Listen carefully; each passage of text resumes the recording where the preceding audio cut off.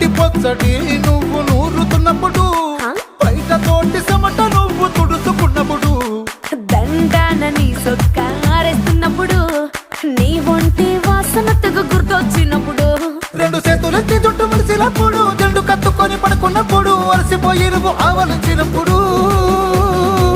వచ్చుండై feelings